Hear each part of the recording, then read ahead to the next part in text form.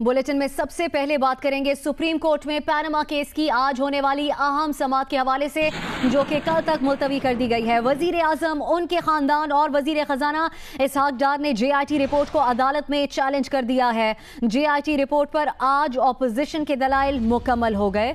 Justice Ejazul Ehsan ने opposition के वकीलों से मकालमे में कहा कि JIT की फाइंडिंग्स के पाबंद नहीं, इन फाइंडिंग्स पर अमल क्यों करें ये आपने बताना है। जस्टिस शेख अजमत सईद ने इस्तफसार किया कि ये बताएं कि अपने कौन से इख्तियारात का किस हद तक इस्तेमाल कर सकते हैं, JIT की सिफारिशात पर किस हद तक अमल कर सकते हैं।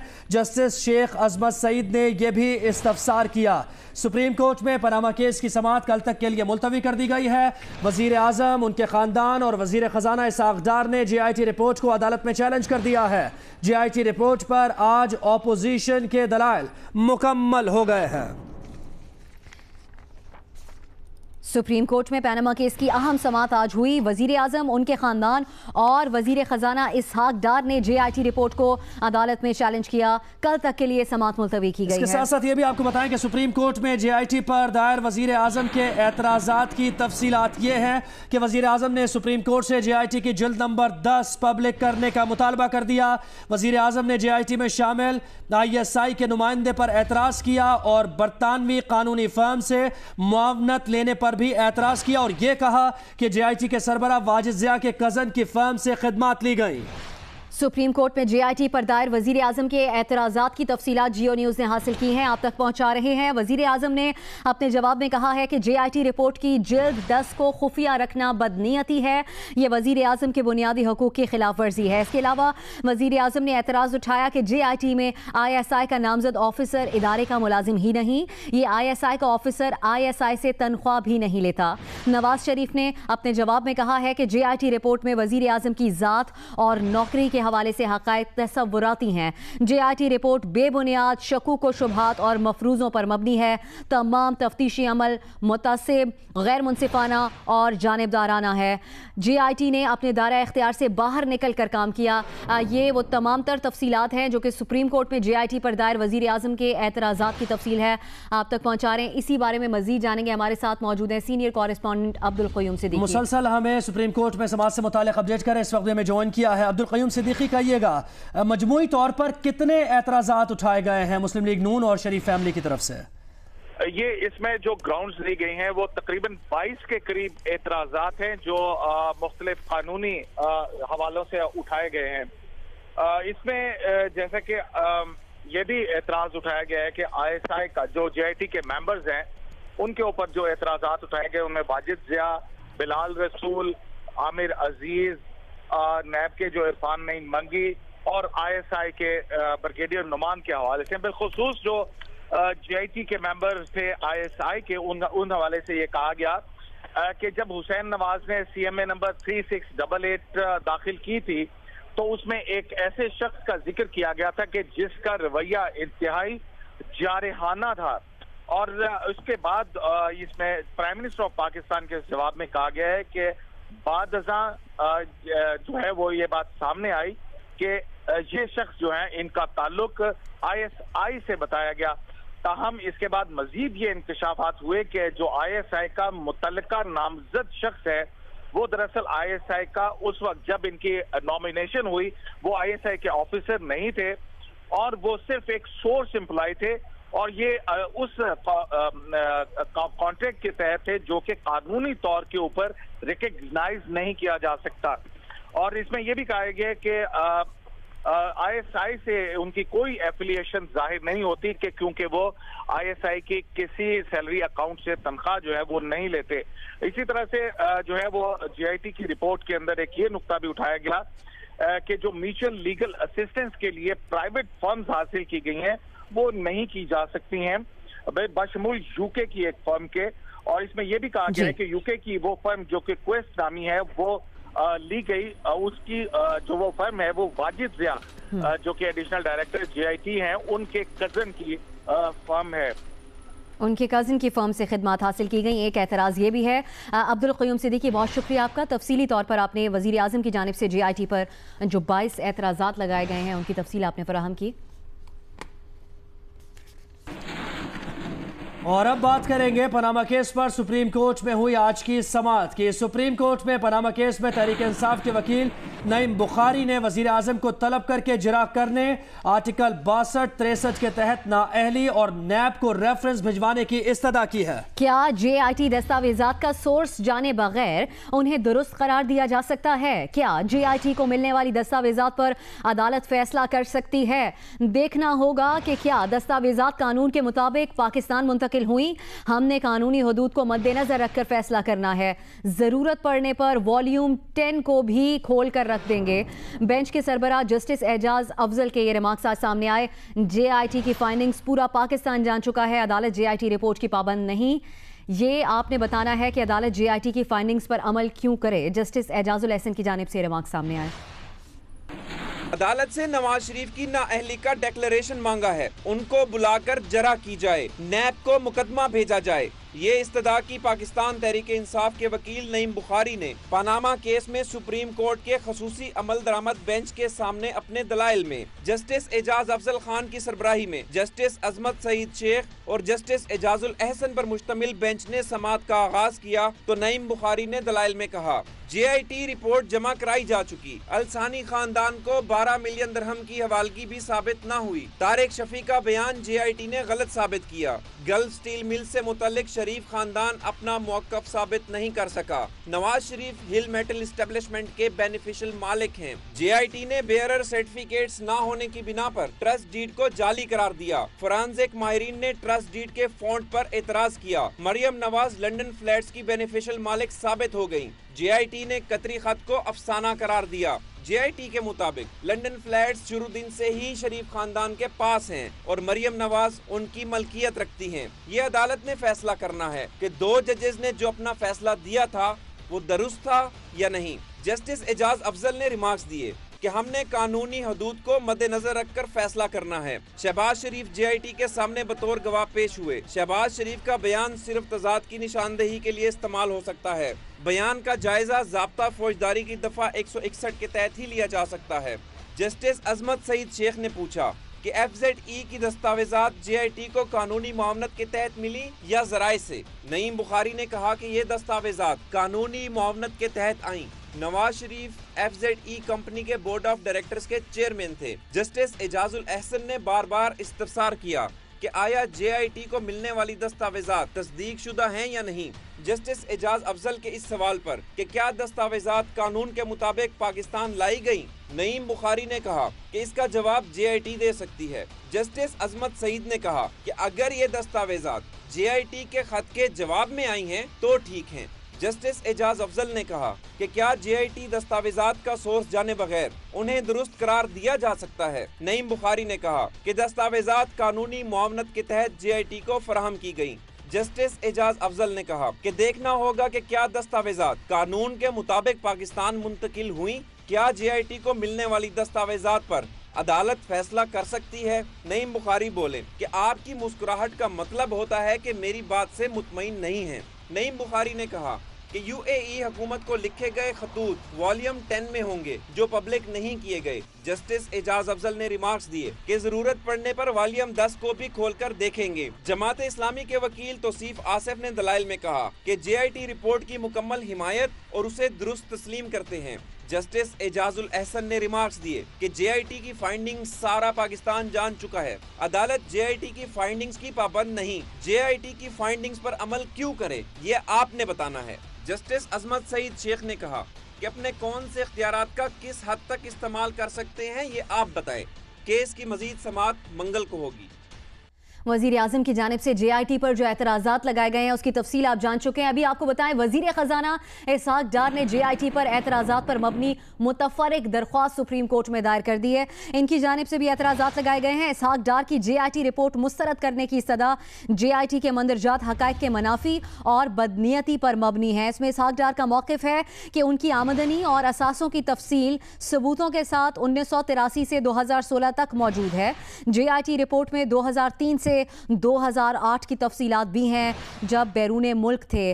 JIT رپورٹ غلط، بدنیتی پر مبنی اور بے بنیاد ہے جس میں حقائق گھڑے گئے. اسحاق ڈار کا یہ بھی موقف سامنے آیا کہ JIT رپورٹ سپریم کورٹ کی طرف سے دیے گئے مینڈیٹ سے تجاوز ہے. JIT نے مجھے بدنام اور عدالت کو گمراہ کرنے کی کوشش کی ہے. JIT نے میری آمدنی اور دولت پر جو لکھا ہے اس کا مجھ سے کوئی سوال نہیں پوچھا گیا اور رپورٹ میں لگائے گئے تمام بالواسطہ اور بلا واسطہ الزامات کی تردید کرتا ہوں.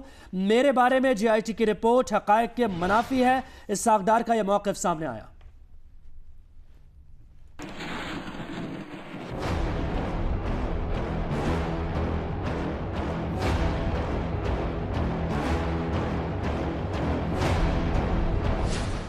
JIT رپورٹ سپریم کورٹ کی طرف سے دیے گئے مینڈیٹ سے متجاوز ہے. JIT کے مندرجات حقائق کے منافی، بدنیتی پر مبنی اور گھڑے گئے ہیں. JIT نے جن اثاثوں میں اضافے کا لکھا اس بارے میں مجھ سے کوئی سوال نہیں پوچھا. مجھ پر لگائے گئے تمام الزامات خود ساختہ اور جعلی ہیں، ان کی کوئی قانونی حیثیت نہیں. یہ کہا وفاقی وزیر خزانہ اسحاق ڈار نے JIT پر اعتراضات پر مبنی متفرق درخواست میں. اسحاق ڈار نے درخواست میں کہا کہ 1983 سے 2016 تک میری آمدنی اور اثاثوں کی تفصیل ثبوتوں کے ساتھ موجود ہے. JIT نے غلط طور پر رپورٹ میں لکھا کہ میں نے انکم ٹیکس ریٹرن فائل نہیں کیے، اثاثے چھپائے اور ٹیکس چوری کی. JIT نے میری دولت اور اثاثوں میں اضافے سے متعلق جو لکھا اس بارے میں بھی مجھ سے کوئی سوال نہیں پوچھا گیا. اگر پوچھتے تو میں دستاویزی ثبوت سے ثابت کر دیتا. اسحاق ڈار نے کہا کہ JIT نے مجھ سے شکایت کی کہ 2001 اور 2003 سے 2007 تک کا ٹیکس ریکارڈ FBI نے نہیں دیا. 3 جولائی 2017 کو میں نے اپنے ریکارڈ سے تمام ٹیکس دستاویزات خود JIT کو بھجوائیں. JIT نے رات 8:55 پر تمام دستاویزات کی وصولی کی رسید دی جو منسلک ہے. FBI کو JIT سے مکمل تعاون کے احکامات بھی دیے. اس متعلق اگر شکایت ملی تو ایکشن لوں گا. انہوں نے کہا کہ میرا 2002 تک کا تمام ریکارڈ 1999 کی فوجی بغاوت کے بعد نیب کے پاس تھا جو نیب نے اب FBI کو واپس کیا ہے. FBI نے 8 جولائی کو میرا مکمل ٹیکس ریکارڈ JIT کو جمع کرایا. FBI نے میری ٹیکس کی تفصیلات JIT کو 30 مئی اور 30 جون کو دی اور وصولی کی رسیدیں بھی حاصل کی جو اس درخواست کے ساتھ منسلک ہیں. اسحاق ڈار نے کہا کہ JIT چاہتی تو نیب سے ہی میرا تمام ریکارڈ نکلوا سکتی تھی کیونکہ ٹیم میں نیب کا نمائندہ تو شامل ہی تھا، مگر ایسا نہیں کیا گیا اور FBI نے خود ریکارڈ ڈھونڈ کر ان کو دیا. اسحاق ڈار نے کہا کہ JIT نے ان کو بدنام کرنے کی کوشش کی، عدالت کو گمراہ کیا. عدالت سے استدعا ہے کہ JIT کی رپورٹ کو مسترد کیا جائے. مسلم لیگ نون کے رہنما دانیال عزیز کہتے ہیں کہ آج پیپلز پارٹی اور N2M والے بھی سپریم کورٹ آئے جن کا درخواست سے کوئی تعلق ہی نہیں ہے. انہوں نے کہا کہ لگتا ہے ان لوگوں کی سپریم کورٹ آنے کی کسی نے ڈیوٹی لگائی ہے. دانیال عزیز نے مزید کہا کیا مجبوری ہے کہ ایک اشتہاری ملزم پر ہاتھ نہیں ڈالا جا رہا. وزیر مملکت برائے اطلاعات مریم اورنگزیب نے بھی گفتگو کی اور کہا کہ JIT کی رپورٹ سپریم کورٹ کا فیصلہ نہیں، سپریم کورٹ آئین اور قانون کے مطابق فیصلہ کرے گی. میڈیا سے گفتگو میں ان کا کہنا تھا کہ JIT رپورٹ کے والیوم 10 کو سپریم کورٹ سے بھی چھپایا جا رہا ہے. مریم اورنگزیب نے کہا کہ JIT رپورٹ کے والیوم 10 کو پبلک کیا جائے. والیوم 10 جس دن پبلک ہوا سب کو خود معلوم ہو جائے گا کہ JIT کا مقصد کیا ہے. مریم اورنگزیب نے پوچھا کہ بتایا جائے کہ کس آئین اور قانون کے تحت JIT اب تک کام کر رہی ہے. JIT رپورٹ کی زبان سے واضح ہوتا ہے کہ یہ بدنیتی پر مبنی ہے. وزیر مملکت برائے اطلاعات مریم اورنگزیب نے گفتگو کی سپریم کورٹ میں اس کیس کی سماعت کے بعد اور انہوں نے کہا کہ JIT رپورٹ کے والیوم 10 کو سپریم کورٹ سے بھی چھپایا جا رہا ہے. یہ بھی دیگر نون لیگ کے جو رہنما تھے ان کی جانب سے یہی کہا گیا، یہی مطالبہ کیا گیا. جبکہ امیر جماعت اسلامی سراج الحق نے کہا ہے کہ حکمران سیاسی شہید بننا چاہتے ہیں. آرٹیکل 62-63 کی روشنی میں وزیر اعظم نااہل ہو چکے ہیں. سراج الحق نے مزید کہا کہ حکمرانوں کے اثاثے سامنے ہیں لیکن ان کے ذرائع معلوم نہیں. امید کرتے ہیں کہ عدالت سے کرپشن کے تابوت نکلیں گے. ہر آنے والا لمحہ حکومت کے لیے اور خاص کر حکمران خاندان کے لیے وہ خطرہ ہے. انجام کو جا رہی ہے حکومت. 62 اور 63 کی روشنی میں حکمران خاندان ان کا وزیر اعظم نااہل ہو گیا ہے. उन्होंने असम्बली फ्लोर को अपने ज़ाती कारोबार के लिए इस्तेमाल किया, अदालत में भी झूठ, असम्बली फ्लोर पर भी झूठ, और JIT का हर सभा यही बता रहा है कि आमदन तो मौजूद है लेकिन आमदन के ज़राए मालूम नहीं है। एहतसाब होना चाहिए, सबका होना चाहिए। आने वाला कल वो आवाम का है और हम उम्मीद रखते हैं इंशाअल्लाह कि सुप्रीम कोर्ट से करप्शन का जनाजा निकलेगा। JIT की रिपोर्ट के बाद सुप्रीम कोर्ट में पहली समाअत पर जस्टिस रिटायर्ड शाइक उस्मानी का कहना है कि JIT ने कई चीजें शायद अपने मफरूजात पर लिखी हैं। हो सकता है सुप्रीम कोर्ट मामला इलेक्शन कमीशन को भेज दे या नैब को रेफरेंस फाइल करने का हुक्म दे। जस्टिस रिटायर्ड शाइक उस्मानी ने कहा है कि जो चीजें उन्होंने अब तक देखी हैं उससे जाहिर होता है कि JIT ने कई चीजें शायद अपने मफरूजात पर लिखी हैं और वो चीजें JIT के ख्याल में दुरुस्त थीं। मैंने सारी रिपोर्ट तो नहीं पढ़ी जो है, लेकिन जो चीज़ें मैं देखता रहा हूँ कभी कभी टेलीविज़न पर, उससे ज़ाहिर होता है कि कई चीज़ें जो JIT ने लिखी हैं वो शायद अपने मफरूज़ात के बिना पे लिखी हैं और वो उनके ख़्याल में वो चीज़ें सही थी और शायद उसके पीछे उतने फैक्ट्स या उतने प्रूफ नहीं थे। और चूँकि बाहर सूरत वो वकील तो थे नहीं, तो उन्होंने जिस अपने इन्वेस्टिगेशन जिस तरह से लोग करते हैं इन्वेस्टिगेटर्स, उसके लिहाज से इन्वेस्टिगेशन की है। तो मुझे लगता है कि अगर सारी मैं रिपोर्ट पढ़ूँ तो जो चीज़ें मैंने देखी हैं उससे देखने से मुझे तो यही ज़ाहिर होता है कि उसमें काफ़ी कंट्रडिक्शंस नज़र आती हैं। जस्टिस रिटायर्ड शाइक उस्मानी का कहना था कि इलेक्शन कमीशन ही नाअहल करने का मजाज है, तो हो सकता है कि सुप्रीम कोर्ट मामला इलेक्शन कमीशन को भेज दे या नैब को रेफरेंस दायर करने का हुक्म दे। अगर तो रेफरेंस कर देते हैं नैब को या इलेक्शन कमीशन को, ये भी हो सकता है कि इलेक्शन कमीशन को रेफ़र कर दें और कहें कि आप फैसला करें कि इनको डिस्क्वालीफाई करना है कि नहीं करना, क्योंकि अथॉरिटी तो इलेक्शन कमीशन होती है डिस्क्वालिफिकेशन की।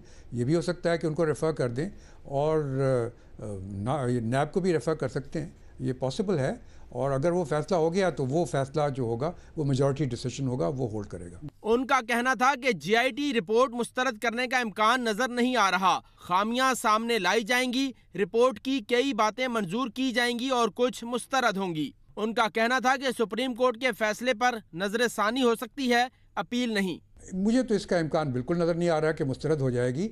ये यकीनी बात है कि जो उसमें खामियां हैं वो यकीनन हर एक आदमी जो काम करता है उसमें खामियां होती हैं, उसको सामने लाया जाएगा और वो नवाज शरीफ साहब के वकील जो हैं वो उसको सामने लेके आएंगे जो रिपोर्ट में खामियां हैं। लेकिन ये नहीं होगा कि चूँकि ये कमेटी सुप्रीम कोर्ट ने ख़ुद बनाई है तो उसको रिजेक्ट करने का तो इम्कान नहीं है। ये हो सकता है कि उसकी कई चीज़ें वो एक्सेप्ट करें और कई चीज़ें ना एक्सेप्ट करें।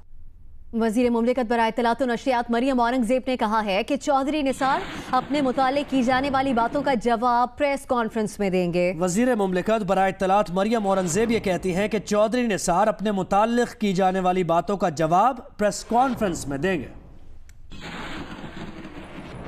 मैडम, चौधरी निसार और मुस्लिम लीग नून के हवाले में चीज़ें बढ़ रही हैं और उनके इस्तीफे की खबरें भी सामने आ रही हैं, इसके हवाले से आप बताइएगा। खबरें चौधरी निसार मुस्लिम लीग नून के बहुत ही अहम रुकन हैं और बिल्कुल उनके इस्तीफे की जो खबर है वो बेबुनियाद है। तो क्या कोई उनके हवाले से जो मुस्लिम लीग नून और चौधरी निसार के हवाले से जो दूरियां बढ़ने की जो चौधरी निसार साहब ने खुद कहा है कि वो एक प्रेस कॉन्फ्रेंस करेंगे और उसमें बताएंगे।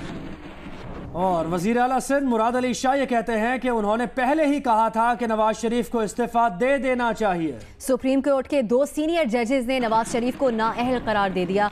वज़ीर आला सिंध मुराद अली शाह ने मजीद कहा कि JIT में अब और बहुत से शवाहिद आ चुके हैं, नवाज शरीफ के वज़ीर आज़म रहने का अब कोई जवाज़ नहीं। मैं तो बहुत पहले कह चुका था जब ये पहली बार फैसला आया था और 2 सीनियर मोस्ट जजेस सुप्रीम कोर्ट के उन्होंने कहा था कि जी नवाज शरीफ डिस्क्वालीफाई है और MNA और प्राइम मिनिस्टर नहीं बन सकता, तो मैंने तो उसी वक्त कहा था कि उन्हें इस्तीफ़ा दे देना चाहिए। अब वो JIT में और बहुत सारे शवाहिद आ गए हैं, मेरा नहीं ख्याल है कोई भी जवाज़ है मियां मोहम्मद नवाज शरीफ का कि वो प्राइम मिनिस्टर हैं। اور اب شامل کریں گے وزیر اعلیٰ پنجاب شہباز شریف کا بیان، جنہوں نے کہا ہے کہ نیازی صاحب نے جھوٹ بولنے کے عالمی ریکارڈ قائم کیے ہیں۔ انہوں نے کہا کہ ان کی الزام تراشی اور منافقت کی سیاست سے عوام متنفر ہو چکے ہیں۔ وزیر اعلیٰ پنجاب میاں شہباز شریف نے کہا کہ باشعور عوام دروغ گوئی اور منفی سیاست کو مسترد کر چکے ہیں۔ دھرنا گروپ دوبارہ جھوٹ کے ذریعے پاکستان کی قسمت سے کھیلنے کی کوشش کر رہا ہے۔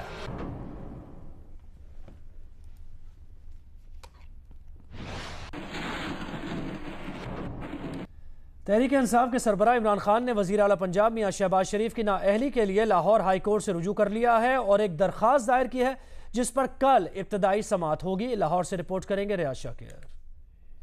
تحریک انصاف کے سربراہ عمران خان کے وکیل ڈاکٹر بابر اعوان نے شہباز شریف کو وزارت اعلیٰ کے عہدے سے ہٹانے کے لیے آئین کی آرٹیکل 199 کے تحت درخواست دائر کی۔ درخواست میں شہباز شریف اور الیکشن کمیشن کو فریق بنایا گیا ہے۔ درخواست میں وزیر اعلیٰ بننے کے لیے شہباز شریف کی اہلیت کو چیلنج کیا گیا ہے۔ یہ بھی اعتراض اٹھایا گیا ہے کہ شہباز شریف عوامی عہدہ رکھنے کے ساتھ ساتھ ذاتی کاروبار سے منسلک رہے۔ انہوں نے اپنے بھائی اور وزیر اعظم نواز شریف کو 6 ارب روپے کے تحائف دیے، اس رقم کی کوئی منی ٹریل نہیں دی گئی۔ درخواست میں یہ بھی الزام لگایا گیا ہے کہ شہباز شریف نے اپنے خاندان کی ملکیت شوگر مل کے لیے بھی اثر و رسوخ استعمال کیا۔ درخواست میں یہ بھی دعویٰ کیا گیا ہے کہ شریف خاندان کے اثاثے ان کے ذرائع آمدن سے مطابقت نہیں رکھتے۔ درخواست میں استدعا کی گئی ہے کہ شہباز شریف کو وزارت اعلیٰ اور رکن پنجاب اسمبلی کی حیثیت سے نااہل قرار دیا جائے۔ لاہور ہائی کورٹ کے جسٹس شاہد کریم منگل 18 جولائی کو درخواست پر ابتدائی سماعت کریں گے۔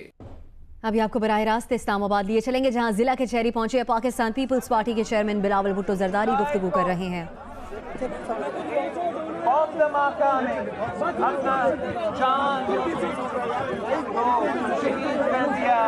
اس ملک کا آزاد عدلیہ کا جدوجہد 17 جولائی کو پاکستان پیپلز پارٹی کا